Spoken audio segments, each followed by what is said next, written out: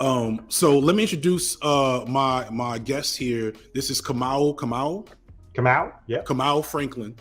Kamau Franklin is a activist, a journalist. Is that a fair statement? Should I I call you a thought journalist? maybe a little bit. I don't know. Yeah. But basic Commentator. commentator. Yeah. Awesome. And what we're talking about today is something that's been going on in my backyard, low key, literally, for the better part of a year almost.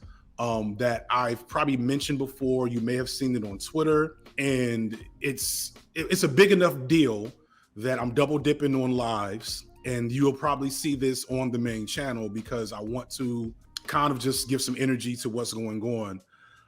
And that is Atlanta's Cop City project. I'm going to give a rough introduction to it, and then me and Kamau are going to go back and forth basically on why this is an issue that needs more attention, what's at stake, some of the people that are already being harmed in the process, and just try to spread the word for future resistance and action on this particular issue. Kamau, can you kind of give us a quick rundown on what Cop City is and why it's a problem? Mm-hmm. Well, Cop City is an idea that comes from the Atlanta Police Foundation and the city of Atlanta. And the idea basically is to build roughly a 90 to 100 acre police facility to replace the one that they already have, that ostensibly is being told to us that it's for training and so forth. But this facility, and for training and to fight crime, that's the public messaging or narrative that's been put out there. But this facility really comes out of, the idea of this facility comes out of the 2020 uprisings, where there were people across the country, and in fact across the world, out in the street, protesting, rallying, demonstrating against the murder of George Floyd, Breonna Taylor, here in Atlanta, as you mentioned earlier, Rayshard Brooks. And the narrative at the time here in Atlanta, and again across the country, was that we need to defund the police. We need to abolish the police. In other words, we need to find alternatives to community safety besides putting so much resources into the police, particularly when it comes to what happens in the Black community here in the United States, various Black communities, but Black, poor, and working class communities. Most of the major politicians, elected officials, whether Democrat or Republican, searched to fight for alternative narratives to continue to support the police. And as we've reached here today, of course, we know that now the narrative is that we have a crime streak going on and we need the police and so forth. Well, back then, the idea was that the police were being treated unfairly. And what came out of this conversation between the elites, both corporate elites, again, the Atlanta Police Foundation, political elites, was the idea was to build the largest training center in the country for the Atlanta Police Department. And ostensibly, this training center is to train on crowd control. So what we consider to be movement control. How do we prevent future uprisings is their idea. And so on this training facility, I should twofold, how to prevent future uprisings and how to continue to, in my estimation, oppress, harass, over police the Black community through a militarized output. And so as we know, part of this training facility, I'll wrap up here, this training facility is going to have 12 firing ranges. It's going to have a heliport for a Black Hawk helicopter, explosive ranges, military grade hardware, mock cities for crowd control training. They've recently, it's been brought up, they've been training internationally with other both European and Middle Eastern countries, particularly Israel, all around crowd control, population control, and basically regain, again, it's being sold to us as a crime-solving issue, but this is really around controlling people and movements. Right. So as an Atlanta resident, so much of what you're saying actually gives me chills as I kind of reflect over the social and political environment here since 2020. So Rayshard Brooks died the summer of 2020 in the middle of all of the George Floyd protests, literally a week in, during the first sets of protests, he was murdered. But I remember at least feeling like Mayor Keisha Lance Bottoms was trying to serve two masters. And that in doing that, there was a strong narrative that she had alienated the APD. And there were all these stories that came out about them claiming sick days and just turning off their radios, etc. And that was thought to be one of the things that led to her not running, because she had lost the support of the APD, which she, tenuously seemed to have going into it, because the previous mayor, who was kind of like her surrogate, had supported the APD strongly. And then the next mayoral race, there was a lot of conservative to moderate liberal talking points about working with police and yada yada yada. And so it sounded okay to the untrained ear, right? That we're not gonna do the worst things, but at least, but we'll still have police, because crime is getting out of control. Which is another thing that was very strong during the pandemic, is all these stories about shootings and robberies around the city. Now the data, I haven't looked at it recently, but I just know from knowing how these things work. Whatever crime that increased in the city was probably marginal, and most of it could be tied to the fact that we were in a pandemic at the time.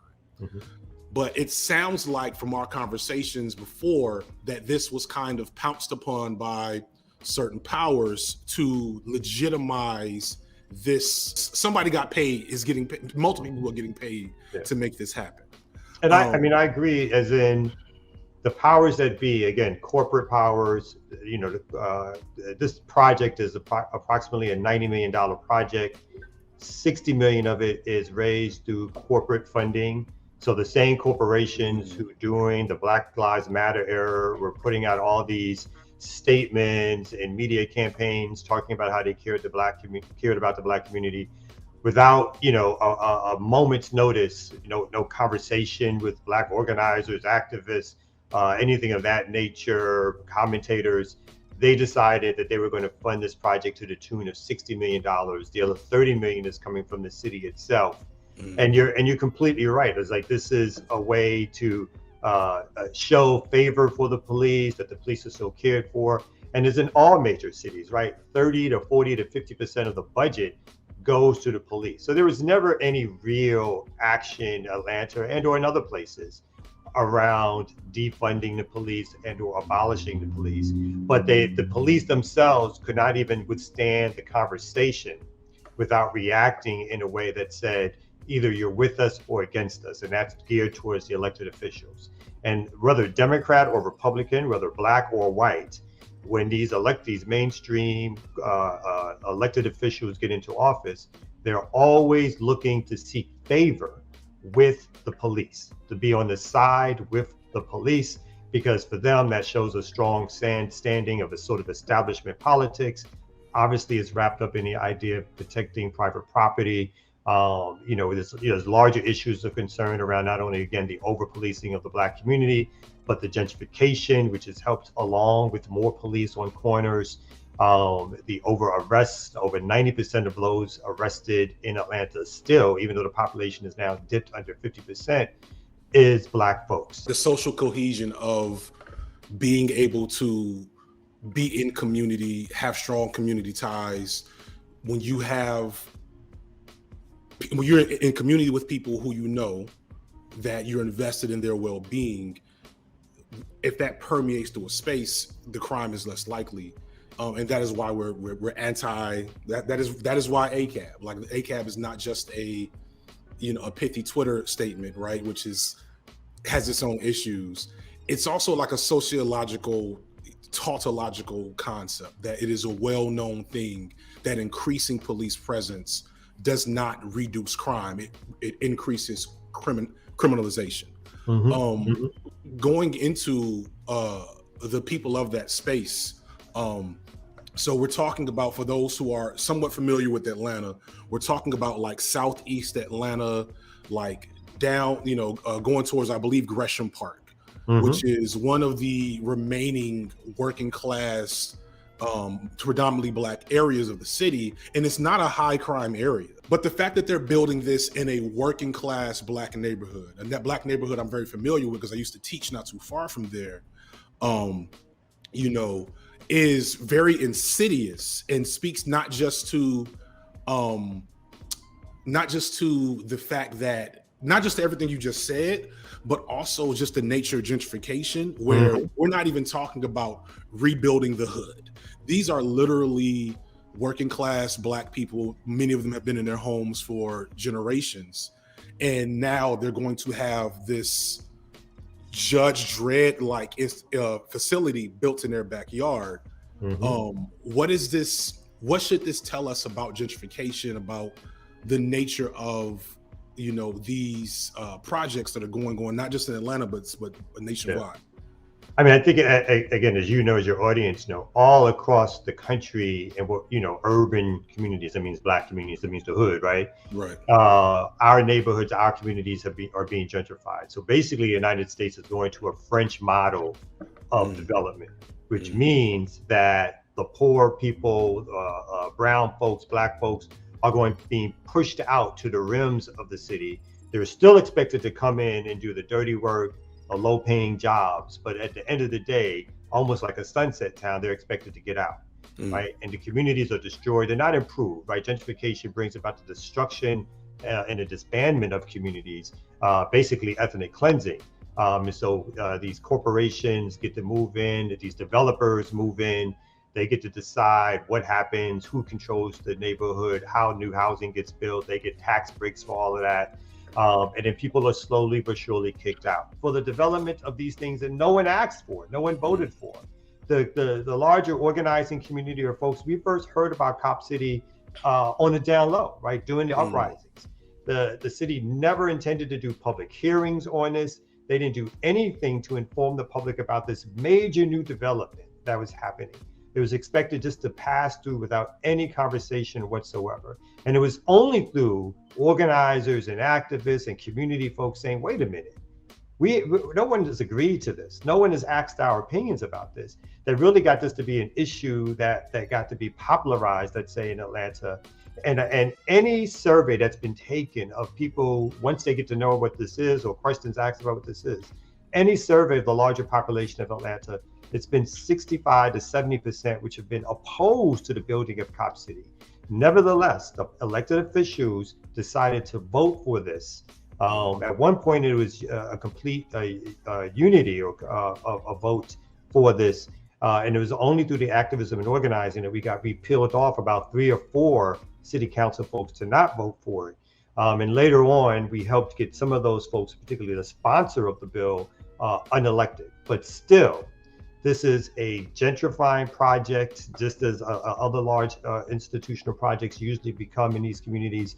No one in the community voted for this. No one said this is what's going to be needed to improve this community. And the scary thing within that is you talked about how they're modeling this off of anti-liberation activities going on in Palestine from essentially the Israeli police. Yeah, the Israeli police has a program called Gilly, which is something that they do all around the country, but particularly the one here in Atlanta is called Gilly, where they train with and offer training with local police forces on tactics to use for arrest, for crowd control. So the same tactics that the Israeli police and the IDF use against Palestinians to control Palestinians and take their land, those same tactics are being exchanged on to use primarily where? On the Black community here in Atlanta. And again, they have these things across the country. Recently, the Atlanta Journal-Constitution just did an article that the Atlanta police went to visit Germany to look at their crowd control procedures and basically waxed approvingly, wishing that they had those same crowd control procedures. And that was a trip sponsored by the Israeli police organization or organization called Gilly, which operates here in Georgia. So the fact that the Atlanta police thinks that its purpose is to learn the militarized training tactics against its own so-called citizens here is something that should be scary to everybody. right? Right. Not just the Black community. Atlanta is already the most surveilled city in the country. And I'll say this is all being done under Black political leadership. The Right. gentrification, the militarization of the police, the corporate giveaways, the same Black elected officials who come to us for votes every 2 years, 4 years, telling us they're part of the community, telling us what parts of the community they come from. As soon as they get elected, they go curry favor with these corporations, again, getting close to the police department and these international agencies, all to be mainstreamed and to be considered part of that mainstream ethic and value, which is around corporate and capitalist development over providing resources to people and solving problems for the community. That's such an important thing. I'm happy you said that, and I was going to get into it. One of the running themes in some of my content has been this myth of Black excellence. I don't say that Obama is where it starts, but I think he presents like a great crystallization of how it's weaponized against Black people. I'm a product of HBCU. I'm a product of Black bourgeoisie educational aspirations in the 90s, and you got to get your education and be one of the good ones. You don't want to end up like your cousins. A lot of that talk, it sounds benign because we all still face racism. We still look like each other. We look like we're in community.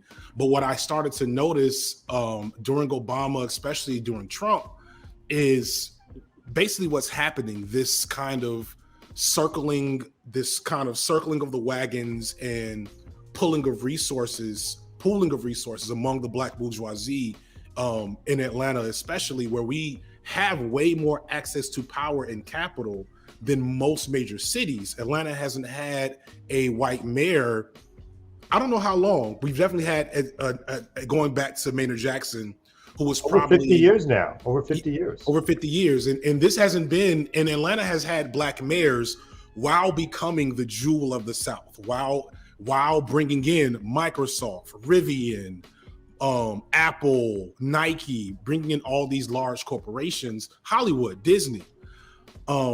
And it's really important to put out there that this has all been done under Black leadership with the support of the Black bourgeois and underclass. So what happens with the bourgeois leadership that you talked about but let's say excel with Obama, is that the Black political leadership, the mainstream Black political leadership, has basically thrown itself in with the white political leadership that believes that basically capital development is always the answer to every problem. So they can't think outside the box anymore, right? They can't think about what's happening in the neighborhood and the community. So even as they're bringing in these large corporations, they are gentrifying the city of Atlanta. The city of Atlanta in particular is not gentrifying through any accident. It's gentrifying because of the policies that the Atlanta establishment has put in place to cater to corporations and to the development class. Basically, the Black political class has partnered with the white economic elite to create a city that has gone from over 60% Black to less than 50% Black, but still wants to hail itself as the Black Mecca. So it's really important to make sure we understand that these Black elected officials have not worked with or worked for the working class and poor Black community, which is the people who built Atlanta, but instead they've worked with and worked for the economic elites of Atlanta to take Atlanta back. And you bet in the next 2 or 3 mayor elections, you will no longer have a Black mayor, because then Black mayors would have served their purpose. You know, for over 2 years, there's been a let's say loose coalition of organizations of different political stripes, everything you'd call civil rights folks to people who have really left politics, all forming together to say we need to stop Cop City. And there's been demonstration after demonstration. The police have continually harassed all organizers and activists. When we've done demonstrations in the street, on sidewalks, folks have been arrested, pepper spray has been used, people have been violently arrested. Rhetoric which is never used against the police, violently arrested and had their paperwork missing, threatened by the police, all in an attempt to stop the organizing around Cop City. Part of the work that's been done has been people have been in the forest itself, defending the forest, right? Staying in trees as an act of civil disobedience. Remember, Atlanta tells us that they like good trouble, right? So when they hark back to the days of the civil rights movement, they tell us that civil disobedience was something that we should be proud of and hold up in the sort of the ethos of the city and the country, right? The civil rights movement is now celebrated, whereas when it was actually going on, the attempt was to destroy it. And that same rule of thumb can be applied to organizers and activists today. People who are using civil disobedience, direct action in trees. When the 6 people who were arrested, they were arrested in trees, right? In an encampment in trees. Rubber bullets were used to shoot at them. They were handcuffed, arrested, and they were charged with domestic terrorism.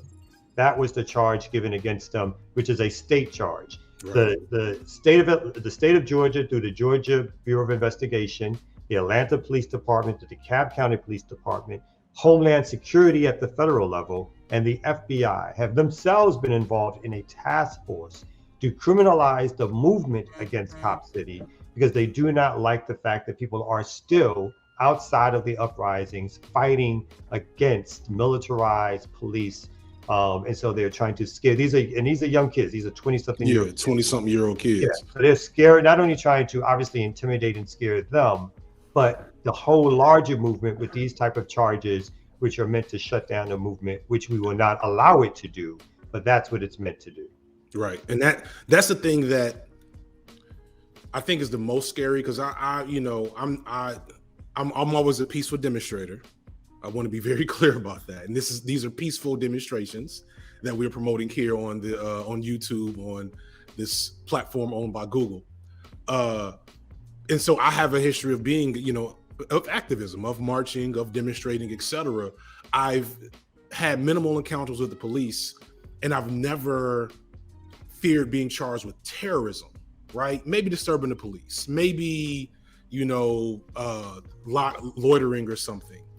The domestic terrorism charge is a scary precedent for civil disobedience, and I think requires a larger resistance apparatus to bring attention to what's going on, how that is an injustice, why they were protesting in the first place, etc. And so one of the main reasons why I brought you on is to kind of speak to, so what's happening next. What can people do to support not just the greater purpose of resisting this colonial project in Atlanta, but also for those, I think it was 5 now, protesters that are being railroaded through with state and federal charges of domestic terrorism. What can people be doing? What's going on next? And how can people help? So right now there are 6. There are 5 who were arrested on the original day, and then 1 was arrested the day after, and they're all state level charges. Again, all the forces that be, the Democrats and Republicans, the city, county, state, and federal establishments, all agree on one thing: they support the militarization of the police on our communities. What folks can do is to get involved with the idea of stopping Cop City. No matter where you're at, showing signs of solidarity is always useful and helpful. There are various organizations. The Atlanta Solidarity Fund is one in particular, where we're collecting donations, asking folks to give money for bail and legal resources. And so initially, when these folks were arrested, they were denied bail by the judge. After we got them private attorneys, we had a new bail hearing, and after the evidence was presented, these folks decided, after the evidence was presented, the judge had no choice, let's say, based on the flimsy evidence that was presented, again, that these folks were not engaged in any acts of terrorism. They gave them bail of relatively low amounts of $10,000 to $14,000. And so we're still working not only to, again, stop Cop City, but now we're demanding that the charges get dropped against these 6 organizers and activists. In fact, on the 16th, on the Dr. King holiday, we're having a major demonstration in front of the DeKalb County District Attorney's office. I can shoot you that information. so that folks can come out, we can protest and demand that the charges get dropped, get stopped. My organization is called Community Movement Builders, communitymovementbuilders.org. People can go there online to find out more information. There's a place for them to ask questions, how they can get involved. People must continue to do, 2 years ago, we had uprisings, 2 or 3 years, 4 years before that, we had uprisings. During the Obama era, we had uprisings. They depend on us shutting down. They depend on shutting us down.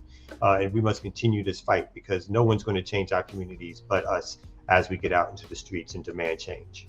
There will be links to your organization, other resistance channels in the description. If people want to show support, please go through those channels to find contact information, educate yourself. January 16th, you just put out there will be a demonstration in support of the 6 people that were arrested and charged with domestic terrorism. And just in general, please stay vigilant. Please be smart about how you decide to support resistance movements, and please act responsibly and support what we're trying to do. Any last things you want to put out there before we wrap up? Not only, thank you so much for having us on. It's important that we reach a wider audience, right? Because what's happening now, we think, is that the authorities, the folks that are trying to isolate the organizers, trying to isolate the work that folks are doing. And so it's really important at this particular stage, when we are not at the height of an uprising, that more attention is brought to these issues and the folks who are being punished by the state and the powers that be. Not only, again, the activists and organizers, but the everyday people that we don't talk about because we don't have time. When we think about police murders, those are the tip of the icebergs. It's the over arrest, it's the over convictions, is the large amount of Black folks who make up the prison industrial complex. Those are the things that are the daily fights that we must continue to have. And so I appreciate the support and the channel giving us time to talk about it. Definitely. It was my pleasure. Thank you, everybody, for showing up. But you will see, just please stay tuned, and you will see info about this when it drops back, hopefully early next week. And yeah, thank you so much, Kamau. I'm going to go ahead and end the broadcast, and y'all stay safe.